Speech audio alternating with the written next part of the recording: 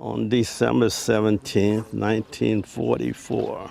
Army Private First Class Ormand Knowles stands before the memorial in northern Belgium, which honors the Wereth 11 black U.S. soldiers who were cut off during the Battle of the Bulge here. They were found and captured by the Nazi SS Guard, then tortured, and then executed.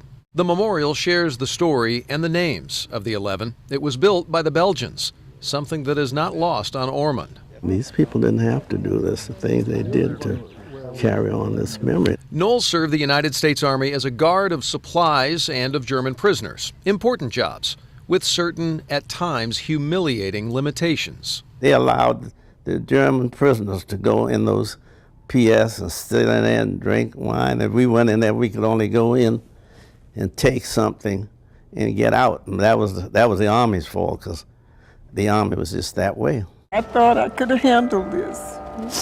It's kind of sad. Ormand and his wife Evelyn visited the grave of an African-American soldier at the American Cemetery in Luxembourg to pay respects, to honor the sacrifice, to let go of the way it was. You saw a lot of it. You can't live with those things, you know. You just have to let it go on. You can't live with it. You must go on living. Late in the war, Ormand was on duty at this very rail yard, on those very platforms, in fact, here in Reims, France. And it was an ordinary night for him when an extraordinary thing happened. We saw the lights on. That was the only lights that was on around here. We knew something was up. Something was up, all right. Private Knowles' guard duty was just outside Dwight Eisenhower's headquarters. And when those lights went on inside, at this very desk that is still there today, Eisenhower and his top officers were accepting the Nazi surrender.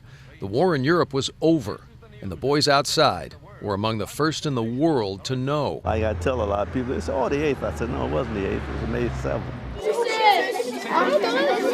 And at the same building Ormand stood guard near 70 years ago, the former private is today as big as Eisenhower, mobbed and signing autographs for this group of French school children when they learn who he is. To them, Ormand Knowles represents their very freedom. Oh, my God, they had to pull me away. He returned to the fields of Belgium, walked the shores of Omaha and Utah, saw the monuments in his honor. But the single greatest moment for this hero might just be meeting the coming generation of France, who will live freely in part because of his service. A service of pride, a service of dignity, when he wasn't always afforded the same.